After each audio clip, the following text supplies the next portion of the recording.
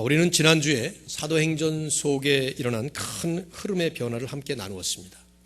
복음 전파의 주 무대가 예루살렘에서 안디옥으로 바뀌고 복음 수령의 주 대상이 유대인에서 이방인들로, 그리고 복음 확장의 주된 방향이 이방 땅끝을 향하여 뻗어나가는 큰 변화의 시작을 함께 나누었습니다. 이제부터 사도행전은 사도 바울을 중심으로 전개되는 복음 전파에만 초점을 맞추게 됩니다. 사실 우리가 그냥 상상만 해봐도 바울 외에 그 당시에 많은 다른 사도들은 물론이거니와 수많은 사람들이 이방에 나가서 복음을 증거했을 것입니다. 예를 들면 도마 같은 사람은 우리가 오늘 기도했던 인도 같은 나라에 가서 복음을 전했으니까요.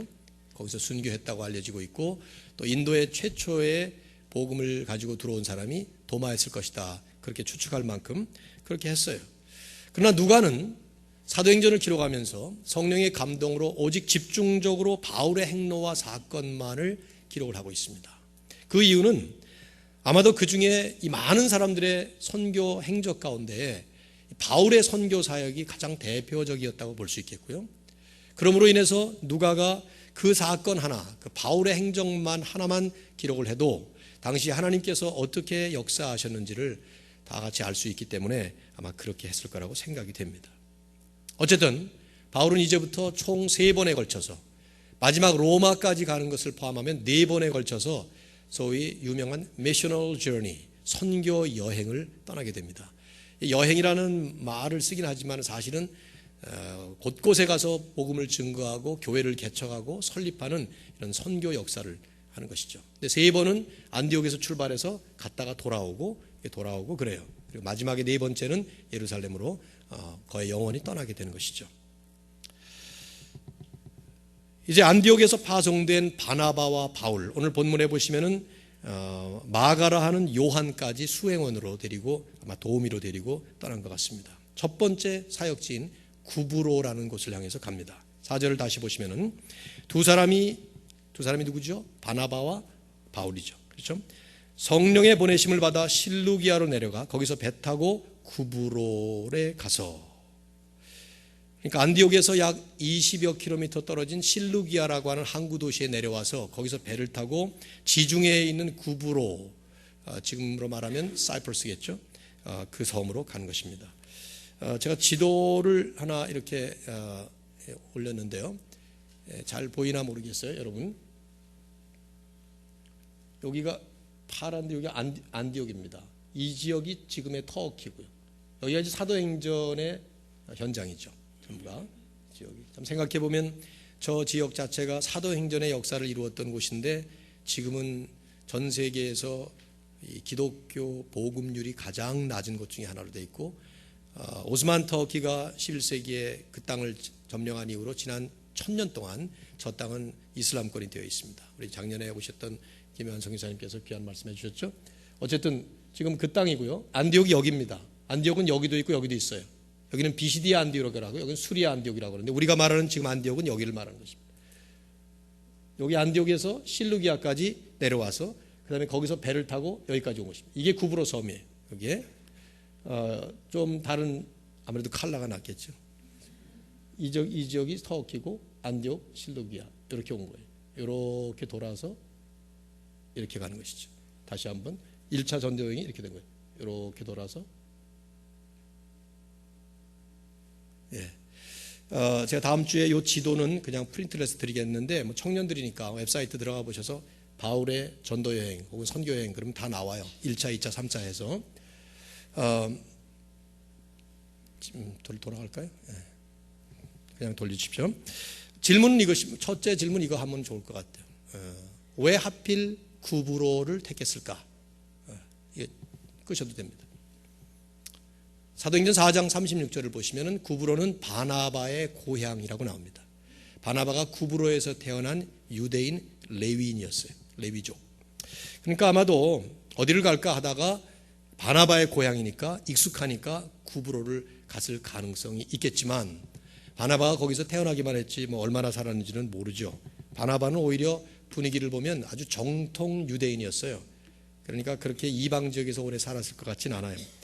어쨌든 그런 이유가 있을지 모르겠지만 오늘 성경은 좀 다르게 얘기를 합니다. 다시 보시면은 두 사람이 성령의 보내심을 받아 실루기아로 내려갔다가 배 타고 구브로로 갔다. 무슨 말씀이죠? 이들이 안디옥에서 실루기아로, 실루기아에서 구브로로 간 이 구체적인 경로를 택한 것은 성령의 인도하심이었다 이거죠. 여기 또다시 강조되는 성령의 인도하심, 그리고 그 성령의 인도하심에 민감하게 정확하게 믿음으로 순종하는 이 사람들의 모습을 보여주는 겁니다. 지난주에도 이미 말씀을 드렸고 강조를 했죠. 성경이 우리에게 그걸 강조시키고 있기 때문에. 안디옥 교회가 이들을 파송한 것 성령의 인도하심이었어요. 예배를 드릴 때 성령께서 그들에게 내가 사울과 바나바를 내가 세우는 일을 위해서 따로 불러서 세워라. 그래서 이렇게 파송이 된 거예요. 그때는 하나님께서 성령을 통해서 어디로 가라는 말씀이 전혀 없었는데 오늘 본문을 보니까 일단 안디옥을 떠난 다음에 성령은 모르면 몰라도 인도를 하신 것 같아요. 실루기아로 가라. 실루기아에서 다시 배 타고 구브로로 가라. 그래서 성경은 우리에게 그렇게만 기록을 하고 있는 것입니다. 또 한 번 언급해야 되는, 또 한 번 강조해야 되는, 성경이 계속 강조하기 때문에 우리도 강조해야 되는 것이 성령의 구체적인 인도하심이에요. 그리고 그 구체적인 성령의 인도하심을 구체적인 삶의 가이던스로 받아서 계속하고 있는 이분들의 이 믿음의 행보입니다. 어떤 식으로 인도하셨는지는 성경에 나오지 않죠. 말씀하지 않습니다. 육성을 들려주셨는지 구약처럼, 환상을 보여주셨는지 사도행전에 여러 번 나오거든요. 말씀을 통해서 알았는지, 마음의 확신을 가졌는지, 느낌이 있었는지 그건 잘 모르겠어요. 다만 이들이 구체적으로 이 지역에서 저 지역으로, 저 지역에서 또 다른 지역으로 이렇게 이동하게 된 것이 성령의 인도하심이었고, 바로 그 성령의 인도하심에 이분들이 민감하게 반응하고 있다는 사실을 성경은 우리에게 강조하고 있는 거예요. 제3, 제4. 9절에도 보면 그곳에 가서 어떤 사람을 만났을 때 영적 싸움을 싸우는데, 그때도 바울이 성령이 충만하여 어떤 말을 합니다. 그냥 입에서 터져나온 말이 아니라 성령의 인도하심으로 그런 말을 하게 됐다 이 말이죠. 생각해 보세요. 2000년 전에 이들은 우리처럼 지도도 없었습니다. 나침반 없었습니다. GPS 당연히 없죠. 그곳에 대해서 사전 조사를 하고 떠난 거 아니에요. 현지 적응을 하기 위해서 요즘처럼 선교사들이 누구나 다 하는 어떤 현지 적응 훈련을 받았거나 세미나를 받은 거 전혀 없습니다. 그런 게 필요 없다는 뜻이 아니에요. 성경이 강조하고 있는 것은 그런 것보다도 더 우선적으로, 더 본질적으로, 더 중요한 것은 성령의 인도하심이 핵심이었다 하는 것이죠. 사도행전을 성령행전이라고 부르고 있는 이유가 여기 있는 거예요. 성령께서 역사하시는 대로 이들은 그 성령의 구체적인 인도하심을 민감하게 반응하면서 거기에 적응하면서 거기에 순응하면서 믿음으로 나아갔던 것이죠. 저는 이것을 우리 삶에 반드시 적용해야 돼요. 그렇게 믿습니다. 성경이 우리에게 가장 많이 강조하는 것 중에 하나예요. 우리 하나님의 사람들의 삶은 성령의 인도하심 따라 가야 합니다. 2000년 전에 이 땅에 오순절 성령 강림을 통해서 내려오신 성령님은 예수 믿는 사람들은 누구나 그 성령께서 우리 안에 내주하시고 우리의 삶의 주인이 되시는 주님의 영으로 우리 삶을 인도하시는 거예요. 그렇기 때문에 우리의 인생의 길을 걸어가면서 성령의 인도하심만큼 중요한 것이 없고요, 성령의 인도하심에 민감하게 반응하면서 순종하는 것 이상으로 우리 신앙생활을 다른 말로 표현할 길이 없어요. 여러분 오해하지 마세요. 제가 어떤 신비적인 체험을 얘기하는 거 아니에요. 신비적인 체험으로 무슨 성령께서 우리에게 이런 체험을 우리에게 얘기하는 거 아니라 이 말이죠. 다양하게 성령은 역사하시. 성경에도 그래서 어떻게 역사하셨다는 얘기가 없어요. 2부 예배는 청년들이 많습니다. 여러분이 진로 문제를 놓고 앞날을 바라보면서 많은 기도를 하고 고민을 하고 계획을 하고 또 실시하고 그럴 거예요 지금. 근데 여러분에게 적용될 수 있는 말씀으로 이 말씀을 환원해서 얘기한다면 여러분이 어떤 공부를 하느냐, 성령의 인도하심이 있어야 돼요. 어떤 전공 과목을 택하느냐, 성령의 인도하심에 대한 반응이 돼야 돼요. 어떤 길을 가냐, 어떤 직장을 택하냐, 사업을 어떻게 할 것이냐, 인생 전체를 어떻게 살 것이냐, 성령의 인도하심 따라 가야 되는 것입니다. 왜냐하면 예수 믿고 나면 우리 안에는 성령이 들어오셔서 우리 안에 내주에 계셔요. indwelling. 우리 안에 성령이 살고 계세요. 내 안에 내 영을 다스려 가시는 성령께서 계시다 이 말이죠. 근데 이 성령의 인도하심과 상관없이, 관계없이, 관심 없이 살아가게 되면 그것은 내가 주인이고 내 생각, 내 머리, 내 재주 가지고 사는 거예요. 글쎄요, 여러분이 지금 택한 전공 과목이 얼마나 기도하고 얼마나 하나님 앞에서 치열하게 씨름하면서 그 과목을 택하시고 지금 그 진로를 가고 있는 것인지 전 참 궁금해요. 저는 영어를 전공했어요, 대학에서. 그리고 외교관이 되고 싶었습니다. 정치가가 되고 싶었고, 그랬으면 참 좋았을 거라는 생각이 가끔 들어요. 가끔. 근데 하나님은 그게 하나님의 뜻이 아니었던 것 같아요. 그래서 저로 하여금 대학에 떨어지는 패배도 맛보게 하시고, 외무고시를 시험을 치려고 그러는데도 형편이 영 안 되게 만드시고, 뭐 여러 가지. 그래서 지난 인생의 경로를 개인적으로 이렇게 돌아봐도 정말 하나님께서 인도하시는 그 인도하심에 민감하게 반응하고 그걸 잘 찾아서 가는 것이 얼마나 중요한가 하는 것을 보게 됩니다. 전혀 후회스러운 건 없습니다. 하나님이 모든 일을 합력하여 선을 이루시는 분이기 때문에. 그리고 다 필요해서 하나님께서 일도 만드시고 일으키시기도 하시고 그러셨습니다. 그러니까 100% 하나님께 감사드리고, 제가 계획한 것보다 당연히 좀 은혜를 입은 것이죠. 우리의 부르심 자체가 하나님이 시작하신 것이기 때문에 인도하시면 말할 것도 없어요. 우리는 하나님의 부르심 때문에 왔다가 하나님이 부르시면 갑니다. 이 세상에 여러분의 계획으로 태어난 사람 한 명도 없어요. 머리가 좋아서 어느 날 몇 시에 자기를 계산해가지고 어느 집안을 선택해서 태어난 사람 한 명도 없어요. 갈 때 자살하는 사람 빼놓고 믿음 없는 사람들이 자살할 테니까 믿음 있는 사람들이라면 하나님이 불러가실 때 가는 것입니다. 나이가 몇 살이든 어떤 일을 경로를 통해서든 병으로든 사고로든 뭐 자연사든 간에. 그러면 태어나서 죽을 때까지 이 경로는 여러분에게 주어진 게 아니에요. 여전히 하나님이 인도하심에 따라서 가는 것이죠. 선교사가 어디 가서 어떻게 선교할 것인가? 당연히 성령의 인도하심이 있어야 되고, 목회자가 어떻게 교회를 목회할 것인가? 당연히 성령의 인도하심 따라가야 되는 거예요. 뭐 두말하면 잔소리죠, 정말. 근데 이게 우리의 기도 제목이 돼야 되는 거예요. 제가 이 말씀을 준비하면서 늘 아는 말씀인데 팍 하고 저에게 마치 enlightening experience처럼 마치 제 머리를 팍 깨놓은 그런 말씀이 하나가 있는데요. 뭐냐면 마태복음 7장과 누가복음 11장에 보면 똑같은 말씀이 나오는데 결론이 틀린 말씀이 하나 나와요. 복음서의 기자들은 본인들이 전하고자 하는 것을 성령의 감동으로 이렇게 썼기 때문에 다른 얘기를 썼어도 그것이 맞는 얘기란 말이죠. 어떤 말씀이 나오나 하면 마태복음 7장에 이런 말씀이 있어요. 잘 아시는 말씀일 거예요. 뒤따라 나오셔야 돼요, 여러분이. 구하라 그러면, 다시 구하라 그러면 주실 것이요. 찾으라 그러면, 문을 두드리라 그러면 열릴 것이. 나와줘야 돼. 웃지만 말고 제 얼굴 보시고 웃지만 말고 따라 나오시죠. 그 말씀 나오는 거 아시죠?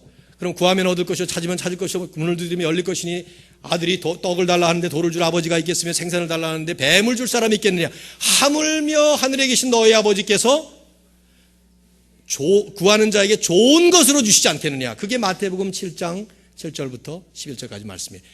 누가복음에도 누가가 똑같은 말씀을 전합니다. 그런데 누가는 결론이 조금 다르게 결론을 줘요.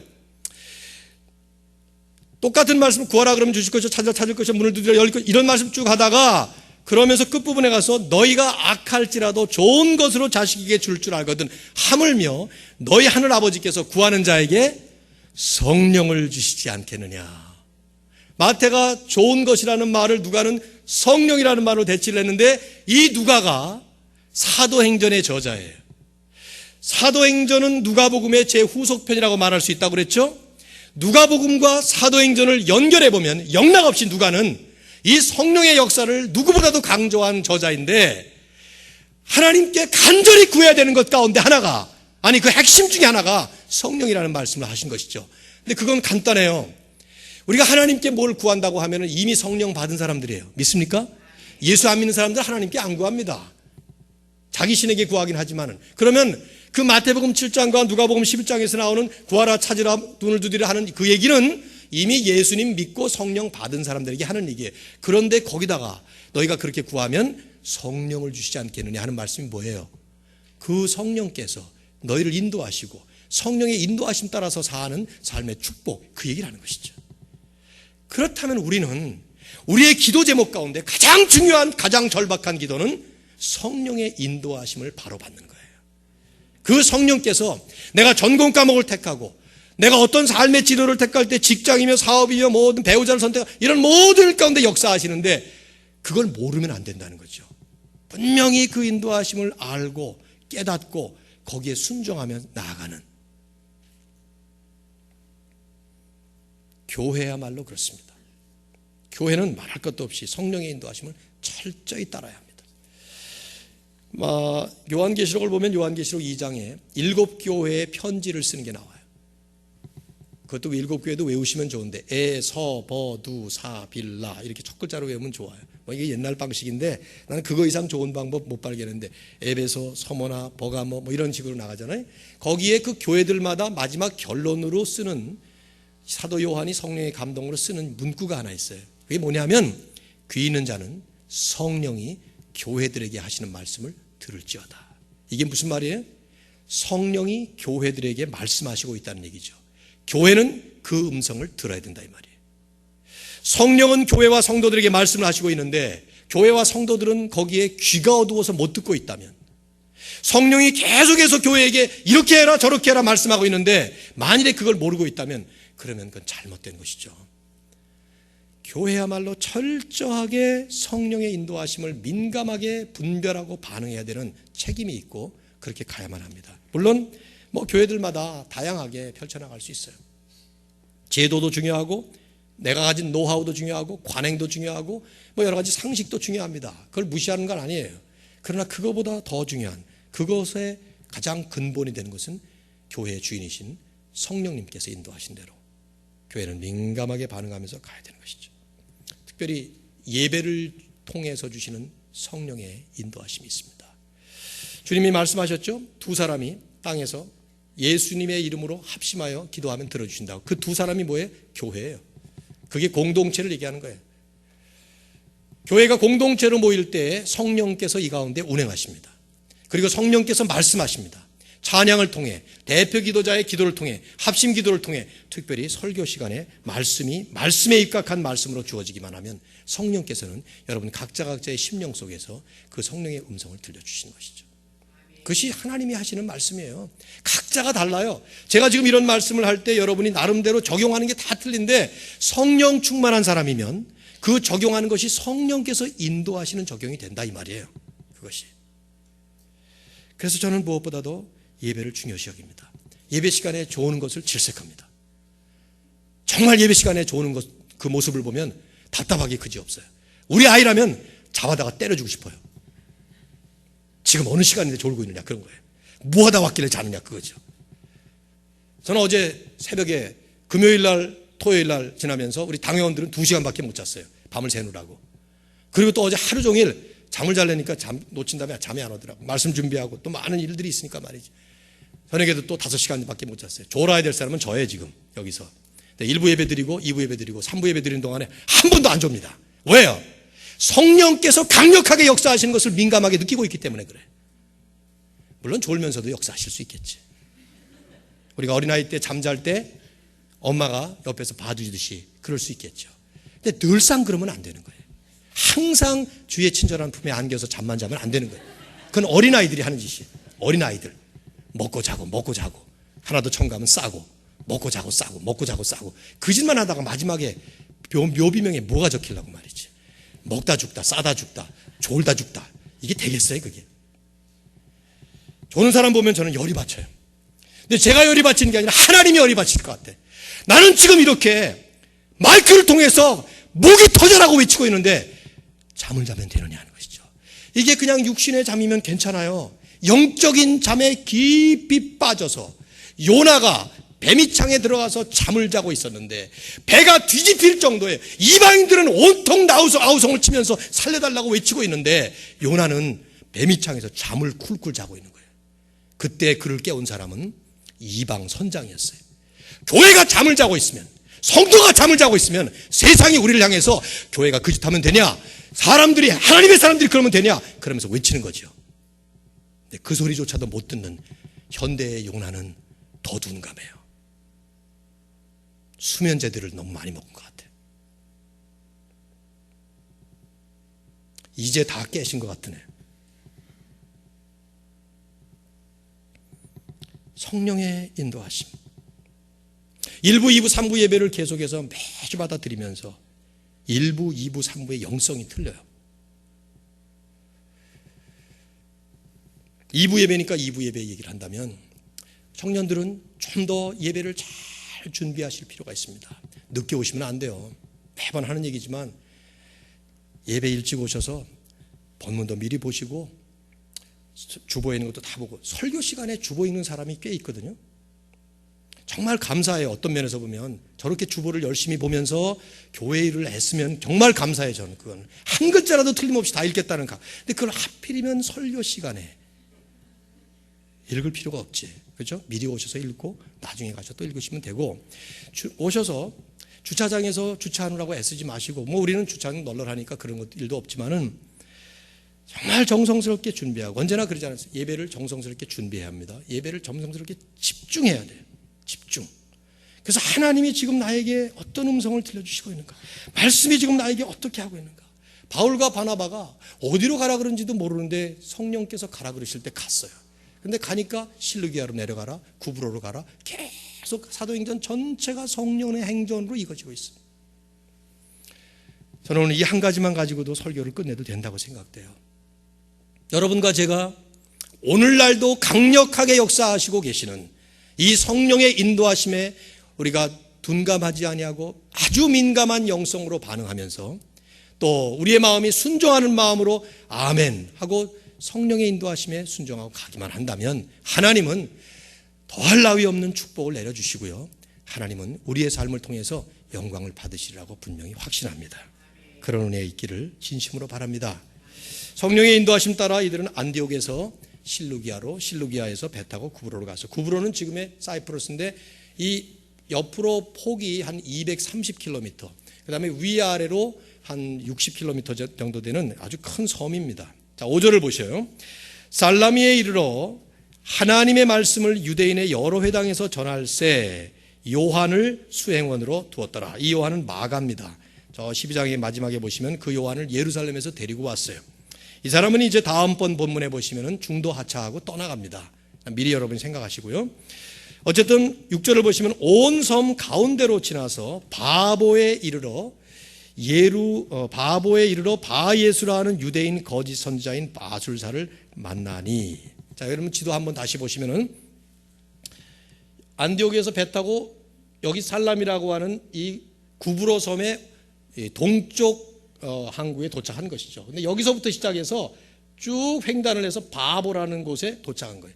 우리말에 바보 그러니까 뭐 여기가 뭐 멍청이들만 사는 마을인가 생각하기 쉬운데 그냥 이름이 파퍼스, 바보라는 말이에요. 우리말은 그런 이름일 뿐입니다. 우선 지나갈 수 없는 게 하나가, 구브로 섬 전체를 횡단을 했는데 살라미에서 바보까지는 그냥 직선 거리로만 하더라도 150km가 넘습니다. 근데 그런 동안에 회심 기록이 하나도 없어요.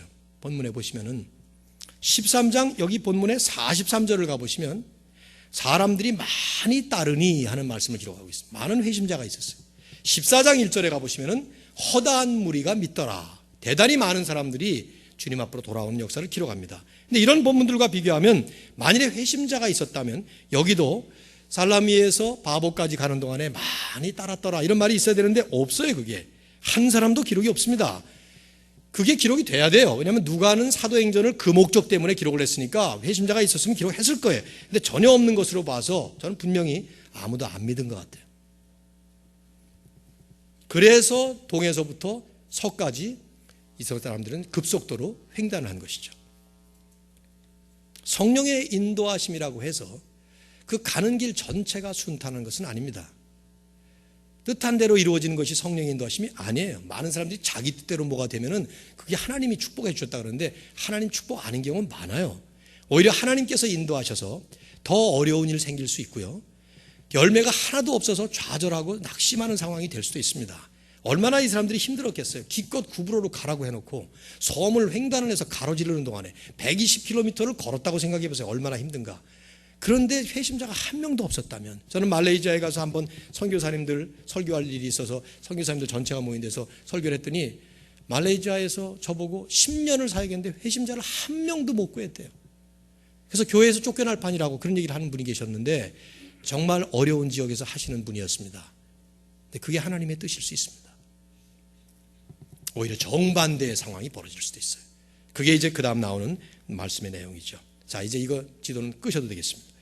자, 6절부터 다시 한번 읽으면요. 온 섬 가운데로 지나서 바보에 이르러 바예수라 하는 유대인 거짓 선지자 마술사를 만나니 그가 총독 서기오 바울과 함께 있으니 서기오 바울은 지혜 있는 사람이라 바나바와 사울을 불러 하나님의 말씀을 듣고자 하더라. 이 마술사 엘루마는 그들을 대적하여 총독으로 믿지 못하게 힘쓰니라. 상황 설명 잠깐 드릴게요. 바보라는 곳은 그 당시 구브로 섬의 수도격에 해당되는 도시였습니다. 그래서 거기에 로마에서 파송된 총독이 이름이 서기오 바울이었어요. 세르지오 파울. 근데 뭐 바울이라는 이름은 로마 이름이기 때문에 흔한 이름이에요. 어쨌든 그런데 여차여차해서 아무튼 이 총독이 지금 바나바와 바울을 통해서 말씀을 드리려고 하는데 그 옆에 누가 있었는가 하면 마술사가 있어요. 이 사람은 유대인이었고 이 유대인 마술사의 이름이 바예수, 바는 아들, 예수는 구원, 그래서 구원의 아들 그 말이에요. 예수님하고 전혀 상관없는 사람이에요. 이 사람은 이름은 엘루마, 또 마술사라는 이름도 갖고 있었어요. 이 사람이 옆에서 적극적으로 복음을 전하지 못하도록 막는 거예요. 우선 우리가 생각해 봐야 될 부분은요, 뭐 결과를 우리가 아니까 너무 쉽게 생각하는데 선교지마다 선교사님들이 가면 접하는 것이 강력한 영적 전투의 대적자예요. 뭐 큰 무당이 있다든가 그 지역을 그냥 이 사이비 종교다 휩쓸고 있는 어떤 강한 영적인 그런 힘을 가진 사람, 이런 얘기를 수없이 하는데 우리에게 공통적으로 성경이 보여주는 큰 교훈이죠. 복음의 현장에 반드시 예상해야 되는 큰 도전과 방해거리입니다. 우리가 복음을 가지고 그 복음을 전하려고 할 때 거의 언제나 예외 없이 바로 이런 역사가 일어납니다. 근데 주목할 부분은요, 성령의 인도하심이라고 해서 미리 말씀드린 것처럼 탄탄대로가 아닐 뿐만 아니라 오히려 정반대로 크나큰 싸움을 해야 되는 일들이 상당히 자주 일어난다고 하는 것이죠. 지금 바울과 바나바가 그 일을 겪고 있는 거예요. 이건 선교사나 어떤 복음 전도자에게만 해당되는 일이 아니에요. 성경 전체를 보면 그리스도인들에게 공통적으로 일반적으로 일어나는 역사라는 것을 기억할 필요가 있어요. 그래서 바울은 이 1차 선교여행이 끝나갈 무렵에 마지막에 사도행전 14장 22절을 언젠가 외우겠습니다만은 그 말씀을 보면 뭐라고 말하는가 하면 우리가 하나님 나라에 들어가려면 in order to enter the kingdom of heaven, 하나님 나라에 들어가려면 반드시 많은 환난을 겪어야 할 것이니라. 우리말 번역에는 반드시가 빠져 있어요. 그러나 영어 성경은 잘 번역했죠. We must go through many hardships. 왜냐하면 헬라 원어에 must라는 단어를 쓰고 있기 때문에 그래요. 하나님 나라에 들어가려면 누구나 반드시 많은 환난, 한 번도 아니에요, 두 번도 아니에요, 적은 환난이 아니에요, 많은 환난을 겪어야 한다 하는 말씀이 공통적으로 바울이 하는 말씀이에요. 먼 훗날 디모데에게 편지를 쓰면서 디모데 후서 3장 12절에는 그 말씀을 훨씬 더 확장해서 일반화시켰어요.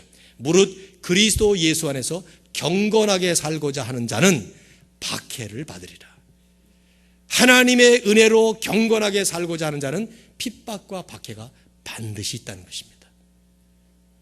이게 왜 중요합니까?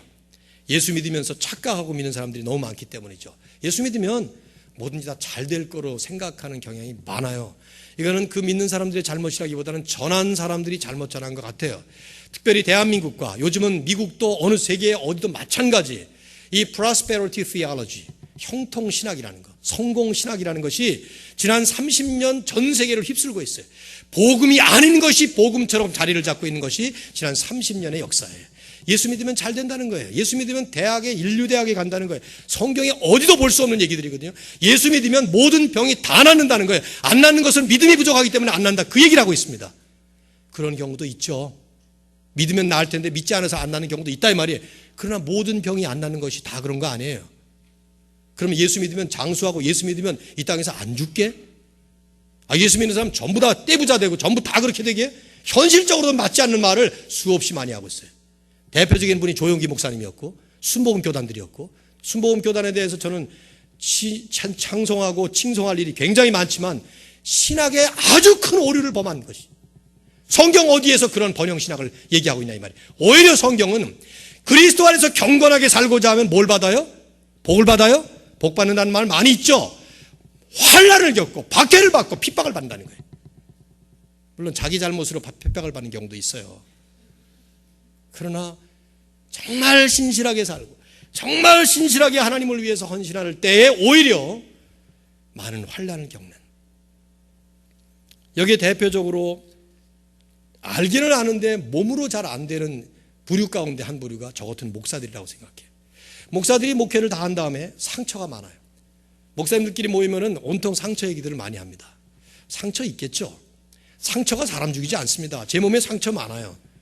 칼부리맘에 싸운 적은 한 번도 없지만 하도 짓궂게 장난을 많이 해가지고 이곳저곳에 상처 많아요. 소위 스카라고 하는 것. 근데 그 상처가 저한테 전혀 영향 안 줘요. 벗어볼까요? 제가 한번 상처가 얼마나 많은지. 하나도 지장 없어요. 상처만 있을 뿐이에요. 근데 그 상처 돌아보면서 지나간 모든 세월이 참 허무하게 느껴지는 그런 얘기를 하는 분들 얘기를 참 많이 듣는. 글쎄 이 농담을 해야 될까 말아야 될까 하는 생각이 드는데 그전에도 한번 얘기했던 것 같은데, 썰렁한 농담이지만 누가 만든 조크. 어떤 목사님이 길 가다가 가운데가 시꺼멓게 썩어버린 고목나무를 보더니 그 앞에 쭉 가서 너도 목회했냐? 이랬다는 거예요. 그 목사님이 어느 날 친구하고 둘이서 길 가다가 보니까 서커스단 옆에 코끼리를 하나 세워놓고 이 코끼리 눈물 흘리게 하면 상금 줍니다. 그러니까 가가지고 그래서 몇 마디 하니까 코끼리가 눈물을 줄줄 흘리는 거예요. 상금을 다 갖고 온 친구가 뭐라 그랬어요? 그랬더니 아무 별말 안 했지만 내가 목회하는 얘기 좀 해줬더니 저렇게 슬피 우네. 그 다음날 보니까 이번에는 딴 게 붙어 있어요. 여기다가 이 코끼리 앞발 번쩍 들게 하면 상금 줍니다. 상금이 2배. 그래서 가서 뭐라고 한마디 하니까 코끼리가 끄덕끄덕해. 또 한마디 하니까 앞발을 번쩍 드는 거예요. 상금 타가지고 왔어요. 이번엔 뭐라 그랬어요? 그랬더니 내가 2마디 했지. 한마디 너 나 알지? 그랬더니 끄덕끄덕해. 내 대신 우리 교회 맡을래? 그랬더니 번쩍 들어. 근데 이런 조크들이 이게 참 이게 제가 볼 때는 건강하지 못한 조크인데 이게 목사들이 만들어낸, 원래는 선교사들이 만들어냈어요. 이것을. 선교사인데 제가 목사로 바꾼 건데, 아무튼 왜 이런 조크들이 나올까? 선교사 목사들이 상처가 많기 때문에 이런 거예요. 속이 다 시커멓게 타버리고 썩어버린 고목나무처럼 돌아온 인생을 돌아보니까 남은 게 없고 뭐 이런 얘기들 하는 걸 수없이 많이 듣는데, 이게 왜 그럴까? 우선은 목회나 선교 현장이 어렵기 때문에 그런 건 사실입니다. 그렇습니다. 어떤 때는 속이 타들어가는 느낌을 느낄 때도 있고, 근데 지성질이 못 돼서 그런 경우도 많아요. 제가 저를 보면은 내 성질이 아직도 남아있어서 성령의 역사가 충만하게 안 일어날 때 속이 썩는 경우가 대부분이에요.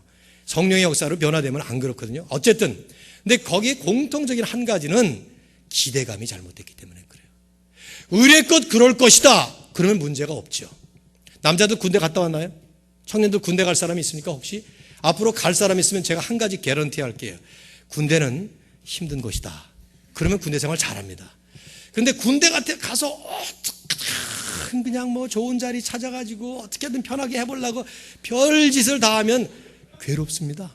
그러면은 아예 나는 이제 죽었다 하고 군대 가면은 3년 동안 즐길 수 있어요. 그 뭐 쫄병 생활 지나고 나면 그 다음에 고참된 다음에 두드려 패면 되거든. 그러니까 뭐 방법은 많이 있어요. 그냥 기대하기를 군대는 고롭다 이렇게 생각하고 가면은 그다지 괴롭지 않아요. 근데 군대 가면서 뭐 좋은 길 찾아보려고 애쓰면 그 기대 자체가 그 사람 망가지게 만드는 거지.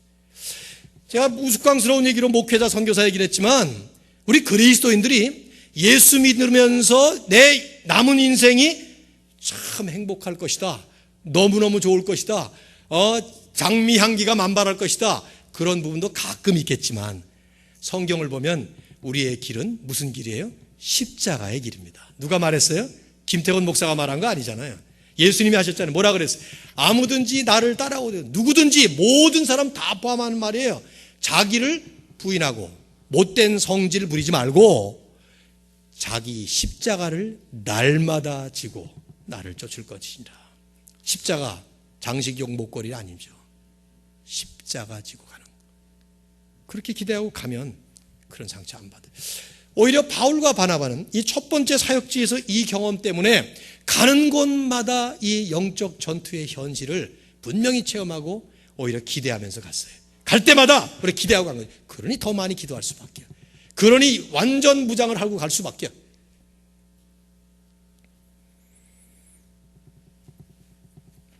이제 바울이 가서 그 다음에 취한 조치가 중요하죠. 자, 갔더니 거짓 선지자 같은 마술사가 총독 옆에 딱 붙어 있는데 이 총독이 말씀을 듣고자 하는데 그걸 받지 못하도록 방해를 하는 겁니다. 9절, 바울이라고 하는 사울이 성령이 충만하여 그를 주목하고, 자, 여러분이 지나갈 수 없는 한 가지 중요한 사실은 이제부터 이분의 이름은 바울로 바뀝니다. 더 이상 사울이 등장하지 않아요. 사울은 유대 이름입니다. 바울은 로마 이름입니다. 사울은 큰 자라는 뜻이고 바울은 작은 자라는 뜻입니다. 아마도 사울은 그 아버지가 로마 시민권자를 가지고 있는 사람이었기 때문에 태어날 때부터 시민권자였지만 다소, 길리기아 성의 다소에서 태어난 이방 지역에서 태어난 로마 시민권을 가진 유대인이었어요. 복잡하죠? 미국 시민권을 가진 한국 사람이었다고 보시면 돼요. 태어날 때부터 가진 것은 그 아버지가 미국 시민권자이기 때문에 뭐 이런 식으로 보시면 되는데, 그러나 바울은 아주 골수 유대주의적인 바리새인이었습니다. 이 사람은 베냐민 지파였어요. 그래서 사울이라는 이름을 갖게 된 것도 아마도 이스라엘의 초대왕 사울, 그 사람이 베냐민 지파였죠. 큰 자라는 이름을 가졌고 얼마나 자랑스러웠겠어요. 대단한 프라이드가 있었던 그런 이름이었고요. 그런데 작은 자라는 이름으로 바뀌게 되고 그 한마디 모습에서 우리에게 은근히 비춰주는 것은 겸손함이 그에게 이제부터 그를 붙잡는 그런 모습으로 보여지지만, 더 큰 그림은요, 이제부터는 복음이 이방을 향해서 힘차게 뻗어나간다 하는 것을 사울에서 바울로, 유대인 이름에서 로마 이름으로 바뀌는 것으로 보여주는 것이죠. 중요한 건 이제 바울이 그 다음에 취한 행동이에요.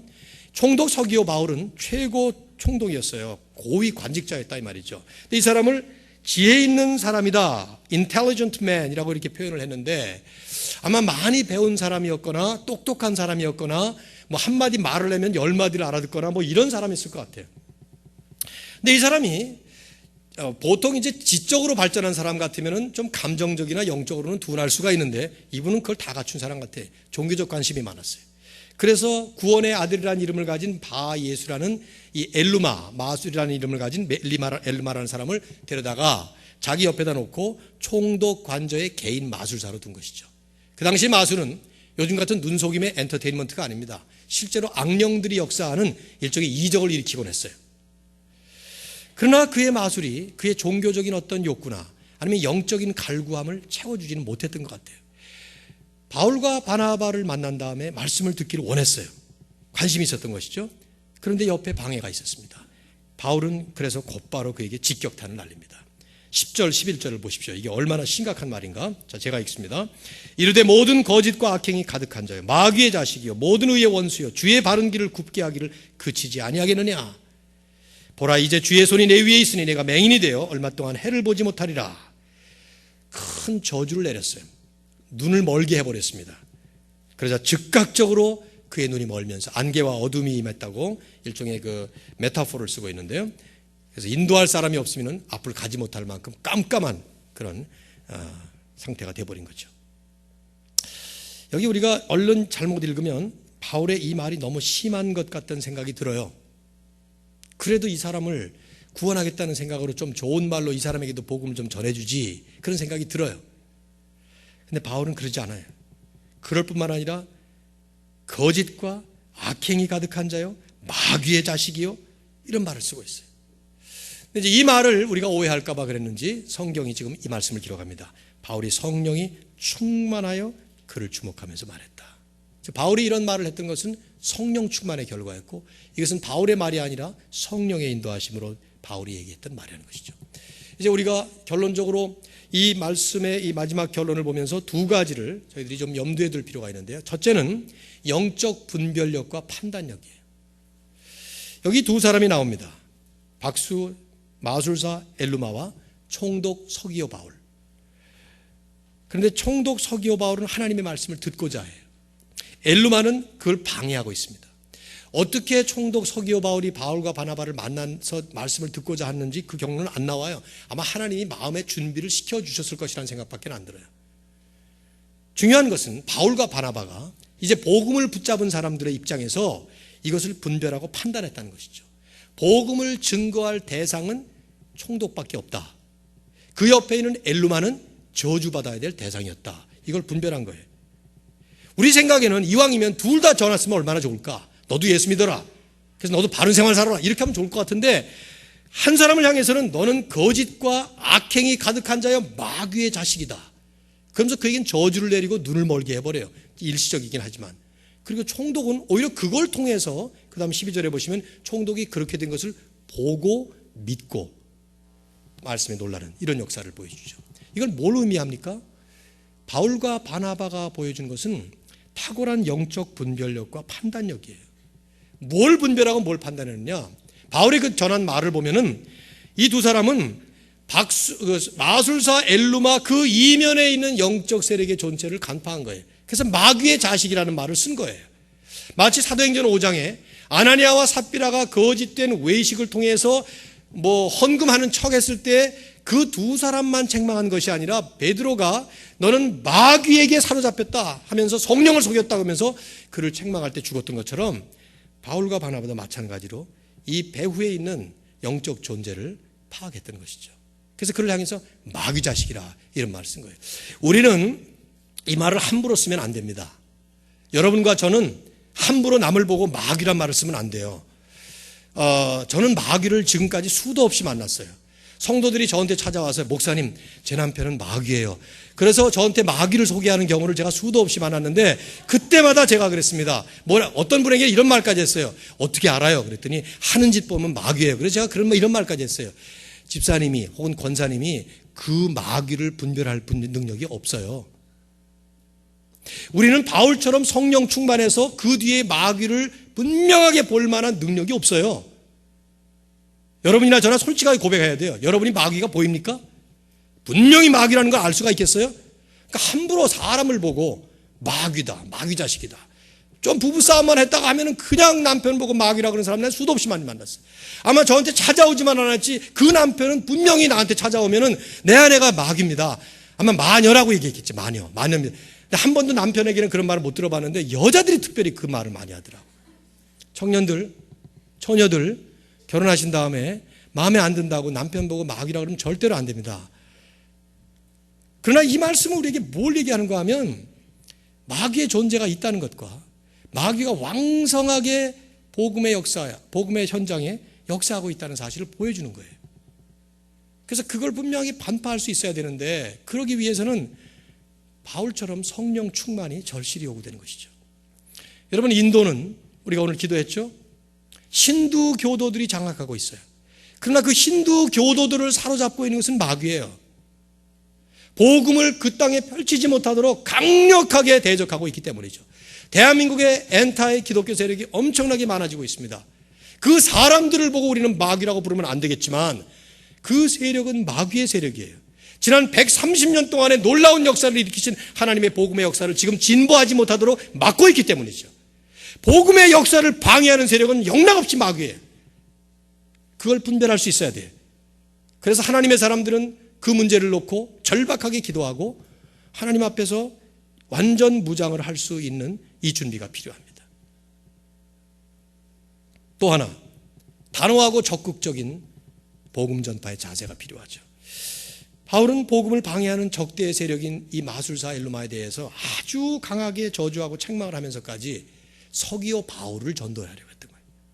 서기오 바울 이 사람은 하나님이 구원하실 작정을 하신 거라는 걸 확신이 있었던 거죠. 그래서 그분을 구원하는데 이게 방해가 되니까 저주까지 하면서. 뭘 의미합니까? 특별히 오늘 우리 시대에 저는 아주 절실히 요구되는 모습이라고 보여지는데 우리 시대를 가리켜서 뭐라 그래요? 다원주의 시대, 포스트 모던 시대 그러는데 그 포스트 모던 시대, 다원주의 시대의 특징적인 키워드는 관용입니다. tolerance. 우리 시대를 가리켜서 age of tolerance라고 그러죠. 절대적 진리가 없고 모든 사상이 다 용납된다. 이게 tolerance예요. 다 받아들이고 특별히 종교, 자유가 있고 모든 종교에서 다 주장하고 있는 것들이 전부 다 맞다고 받아줘야 된다. 다 나름대로 일리가 있다고 받아준다. 이렇게 말하다 보니까 그 분위기 때문에 기독교는 훨씬 더 독선적이고 아주 적대적인 모습으로 점점 더 자리를 잡아가고 있습니다. 우선 여기 밸런스가 필요한데 혐오스러운 기독교가 되면 안 됩니다. 복음은 매력적인 거예요. 진리는 분명히 매력이 있습니다. 잡아 끊을 힘이 있습니다. 흡인력이 있습니다. 그렇기 때문에 우리가 복음을 전한다고 할 때 내 인격이나 성품이나 나의 삶이나 모습이 혐오스러워서 복음을 거부할 수 있도록 그렇게 만들면 안 됩니다.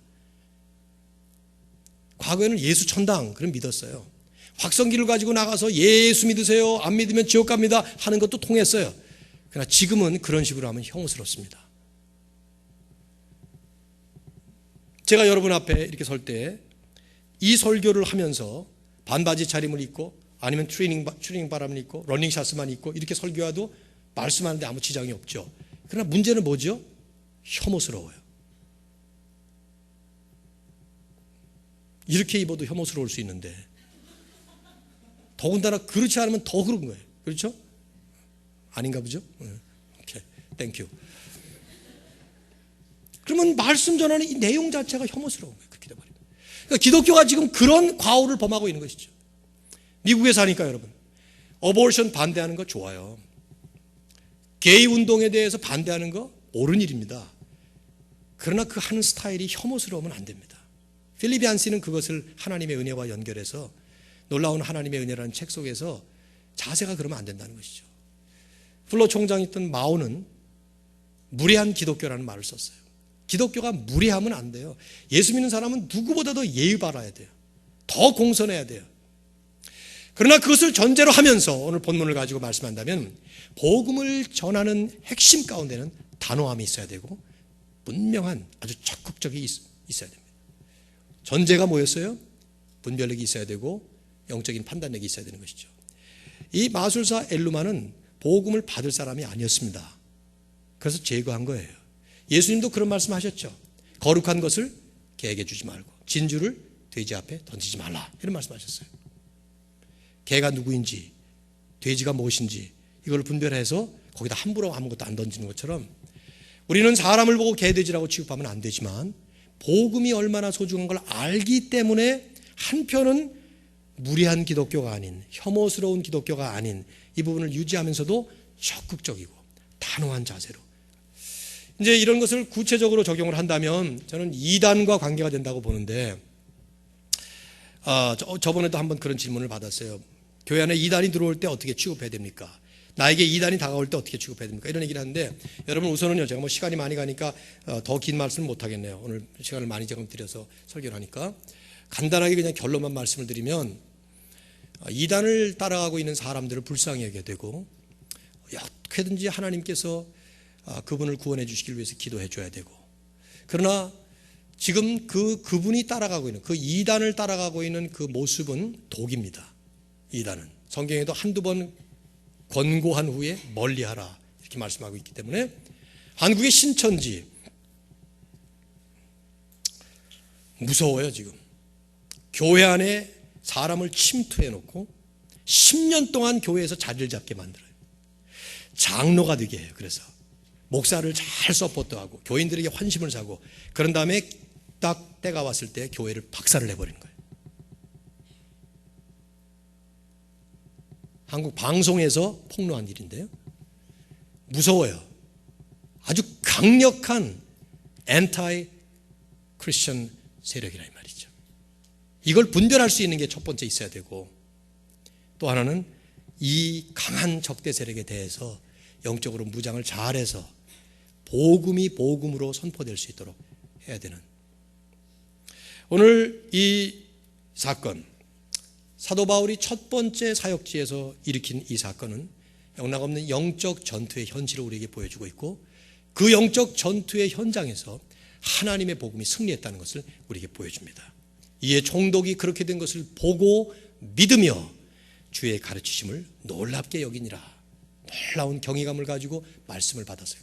상상해 보면 그 사람은 로마 제국의 고위 총독이었기 때문에 이 한 사람의 회심이었을 뿐이지만 구브로 섬 전체가 얼마나 영향을 받았을까. 제가 바울이었다면 이래서 회심자 한 명도 없이 횡단을 하게 하고 여기까지 오게 하셨고 정확한 opportune time에 이 사람에게 복음을 증거하게 하시고 이 사람을 회심시켰구나 이랬을 것 같아요. 하나님의 역사. 문화나 배경이 전혀 유대인이 아니었던 이 순수한 이방인의 회심이었기 때문에 그런 면에서 복음은 이제 땅끝을 향해서 심지어 로마를 향해서 갈 수 있는 이런 모습을 보여주는 힘찬 항해가 시작된 것이죠. 첫 번째 사역지에서의 복음 사역은 승리의 쾌거였습니다. 여러분과 제가 이제 예배를 마치고 돌아가는 여러분의 공부 현장, 직장 현장, 모든 삶의 현장은 모두가 다 전투 현장입니다. 영적 전투 현장입니다. 그걸 분명히 감지하시고 힘있게 사역하시고 또 인생의 삶을 통해서 우리 하나님 앞에 영광 돌릴 뿐만 아니라 우리에게는 복이 될 수 있기를 주님의 이름으로 축원합니다. 시간이 많이 갔기 때문에 제가 그냥 기도하고